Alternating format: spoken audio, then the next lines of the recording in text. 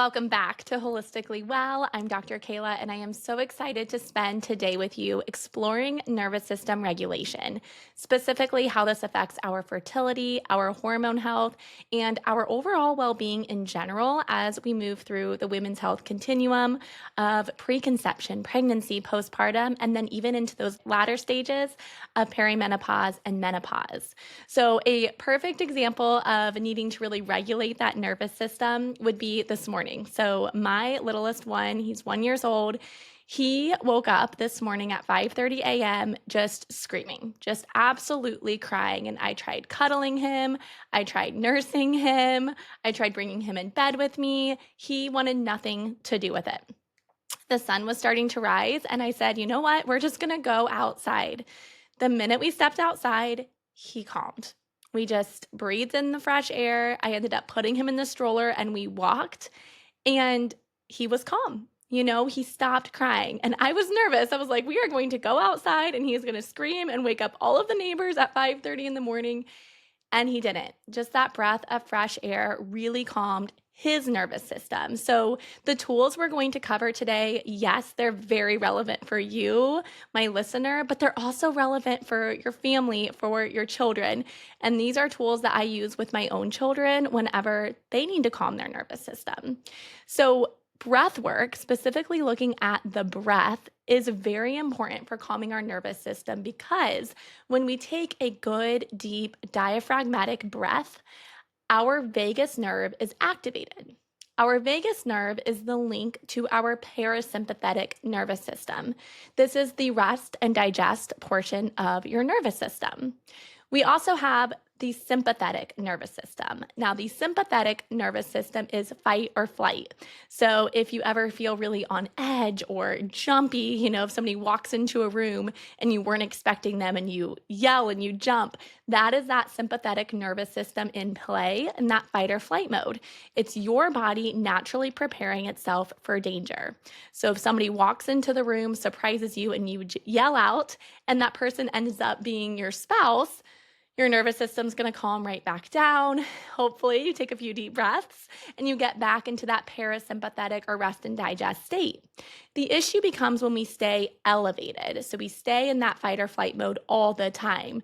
We jump, we realize that our body actually is not in danger, but we stay on edge. We think, okay, what do I need to do? And we're just constantly going, and never taking time to pause and to be present with ourselves and our nervous system. And when this happens, we have a chronic elevation of cortisol. Now, cortisol is a hormone that disrupts sex hormones such as progesterone and estrogen. Cortisol in and of itself is something that we need. We do need it on a daily basis. We want our cortisol to gently rise as we progress through our day, peak, and then fall off as we near the evening so that we can start feeling sleepy. We start to feel tired. We don't want to be on this on edge, sympathetic overdrive state when we're trying to calm our body for the evening. And so while cortisol should be an everyday part of life, we don't want it to be in this chronically elevated state all the time. And this is unfortunately something that I am seeing with a lot of my clients when we're looking at their labs, is that they are always in this chronic increased cortisol drive. And what happens over time is that those sex hormones, those reproductive hormones, are disrupted. So progesterone is pro-gestation, pro-pregnancy, and it is very needed for conception of new life and then maintaining that pregnancy. So if you've ever heard of a friend or a family member who perhaps is able to conceive, but then they struggle with recurrent miscarriages, the information is dug into and they find that their body is not producing enough progesterone and they need progesterone injections or medication to elevate those levels to maintain their pregnancy. Well, one of the things we would want to look at with this individual is their cortisol. Are they not producing enough progesterone, progestation, because their body is constantly in a stressed state? And when I say stress for our body can mean a number of things. Maybe we're stressed financially. Maybe your mortgage is too high and you are struggling to make ends meet. Maybe you're stressed because of exams. You're in college, you're in graduate school, and you are stressed about studying and learning the material you need to do for your career. Maybe you're stressed because you have a lot of young children close together and you feel like you just cannot catch a break. So your nervous system is always in that overdrive state.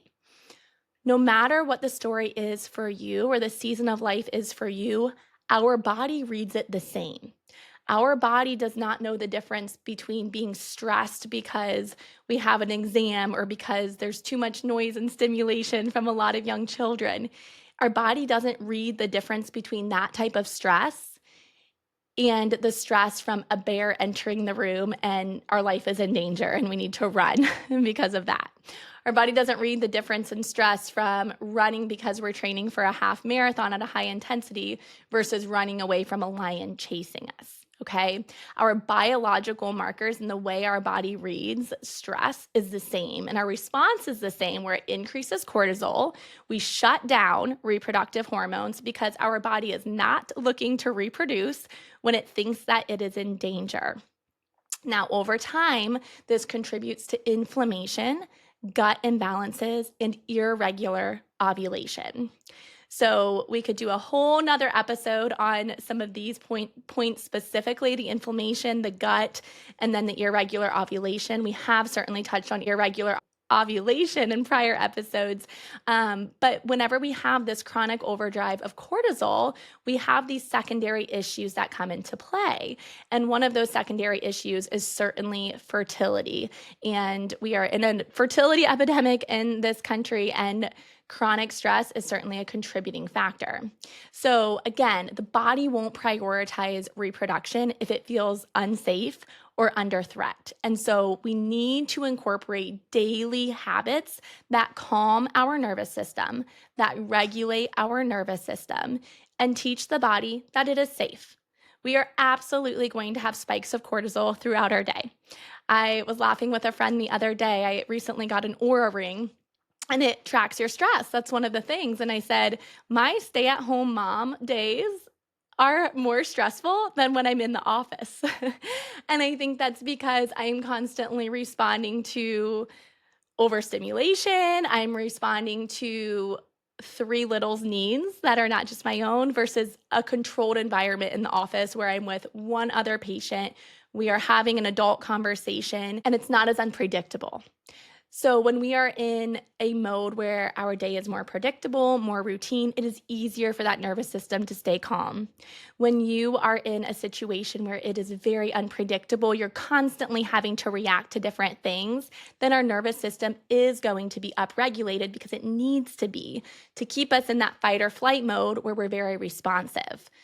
We do need those times of calm, though, where we pull ourselves back. We calm the nervous system, and that is going to put us in a better state to respond calmly to those unpredictable situations that arise, whether that's at work for you or at home with your children or in a school setting, whatever it may be. We need a calm, regulated nervous system so that we can live within environments that are unpredictable and be able to respond to them without a constantly elevated cortisol level.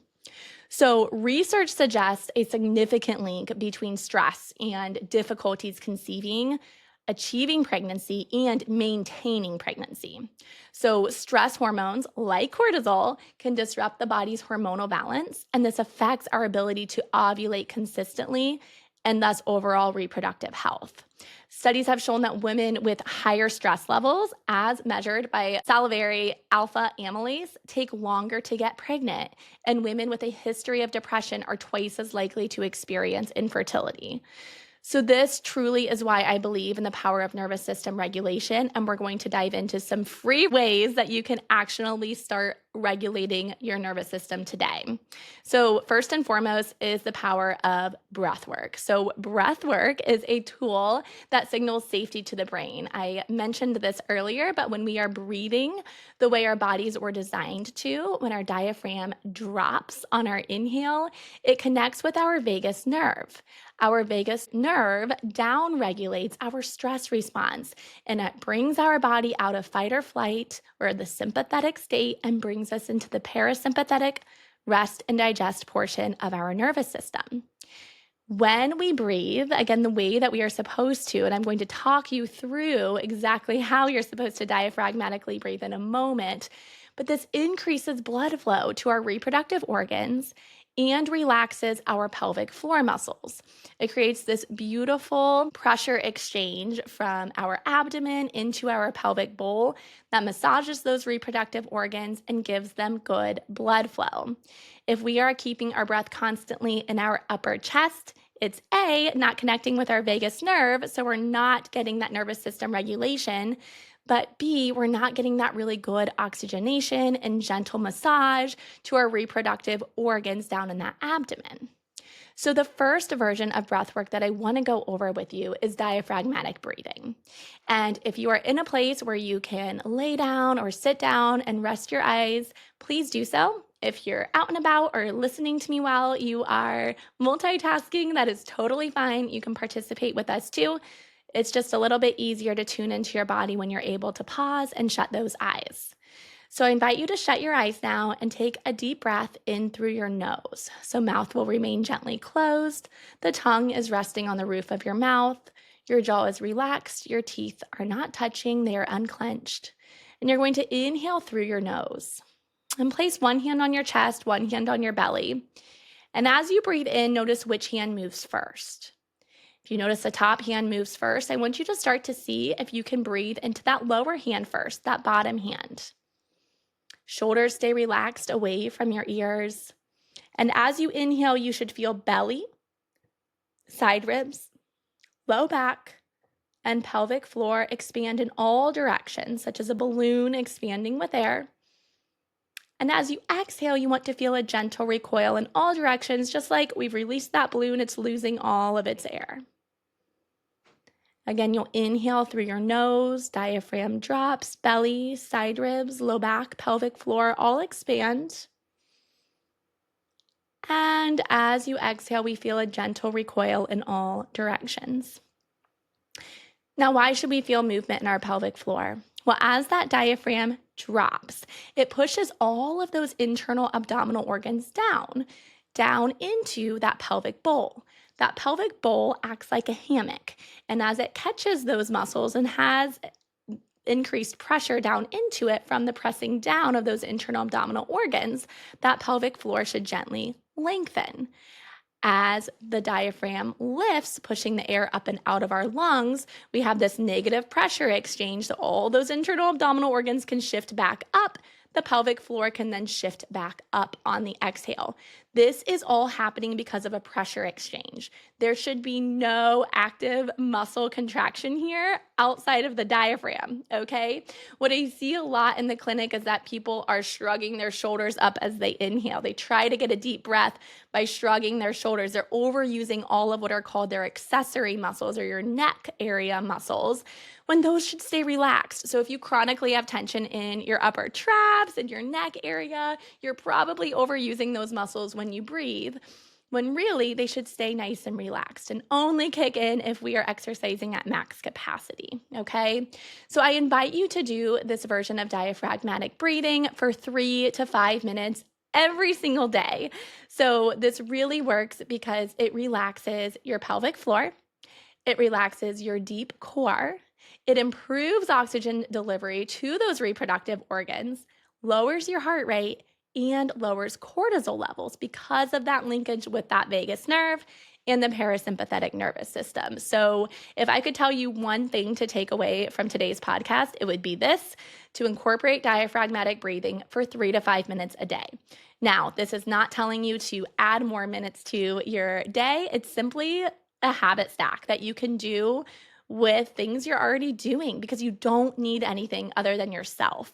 So right now, I pair diaphragmatic breathing with nursing. So I am still nursing my 15-month-old little babe, and every morning when we feed, I practice diaphragmatic breathing. Now that feed might be for 10 minutes, and I may diaphragmatically breathe for the first 2 minutes of it, okay? And I can just stare down at his sweet little face, and it is this precious bonding time that's not adding another step to my day. I will then do the same thing when I nurse him in the evening. We're down to twice a day right now. And so that works perfectly, right? I will again do 2 minutes of diaphragmatic breathing while nursing him then. So if you are a nursing mother, pair it with your breastfeeding sessions. Another great habit stack I tell my clients is at every stoplight, if you're living in the city, every stoplight, instead of just anxiously being like, I need to get to where I am going, why is this light red? Take a few deep breaths. And so over the course of your drive, that's going to add up to at least 3 to 5 minutes of diaphragmatic breathing, right? So find things that you can incorporate diaphragmatic breathing into your day with steps you're already doing. Two more breath options for you to just mix it up, because I do have some clients who really struggle with that more extended time of 3 to 5 minutes, especially if they're really in a sympathetic overdrive state. They feel very anxious. They feel like trapped, focusing on breathing for that period of time to start off the bat.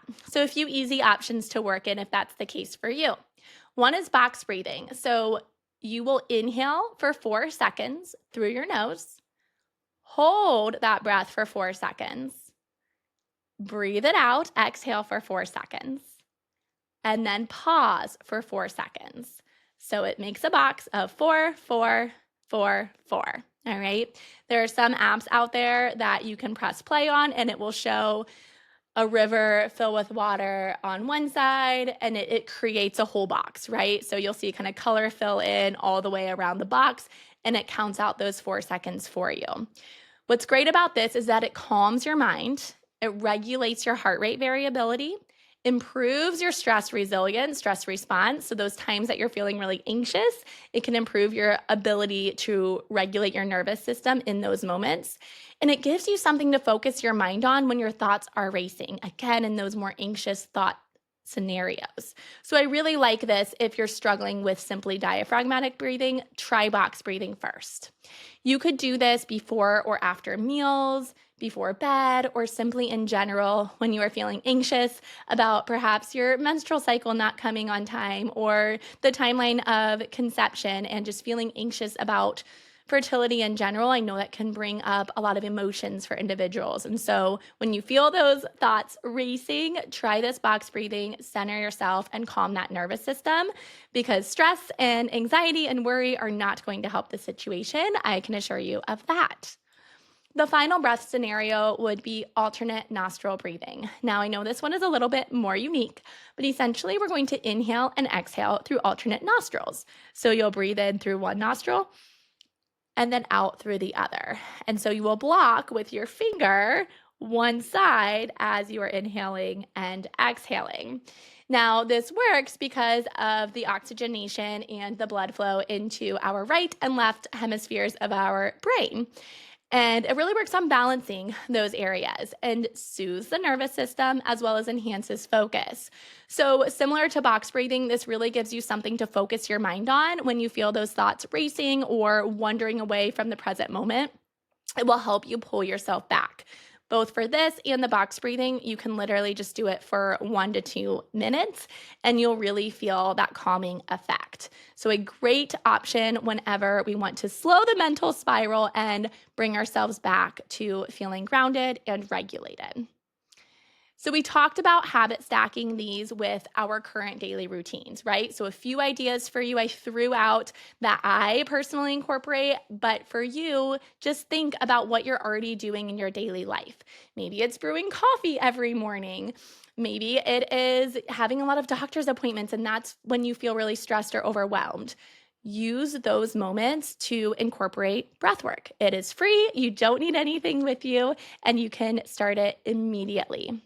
So, in closing, I just want to remind you that your body was given so many tools by our creator, right? By God to help our healing and calm our nervous system and bring balance and regulation back into our body. And I think sometimes we are presented with so many wellness tools like a red light, a sauna, PEMF therapy. Like there are so many more expensive therapies out there and devices that are great and can have their place. Absolutely. But our breath is something we are doing multiple times every single minute of every single day.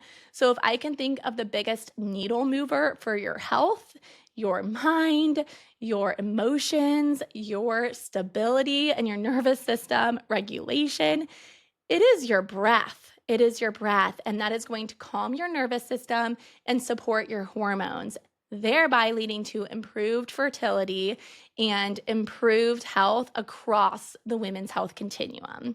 So, again, this is something that I firmly believe in for not only my patients through every season of womanhood, but I also use with my own children and help them learn to calm their nervous system as they are learning and growing as well. So, I invite you to try one of the techniques that we went over today: diaphragmatic breathing, box breathing, or alternate nostril breathing.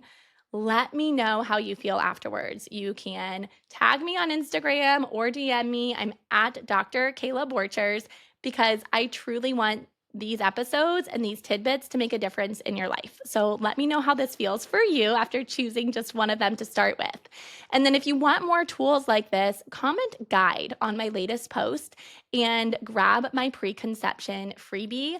I walk you through a guided movement flow where we incorporate diaphragmatic breathing with movement, and it really takes all of this one step further in calming that nervous system. I also dive into this much deeper in my Holistically Well preconception course, which was truly built to help support your fertility from the inside out. So if you want more information, you can dive into all of that. Just comment guide on my latest post on Instagram. Now, if you enjoyed today's episode, please rate and review the podcast or share it with a friend on her fertility journey. This is truly how we help other women learn the tools that they need to regulate their nervous system and live in optimal health. Thank you for tuning in, and now go rate and review the podcast so we can share this with more women just like you.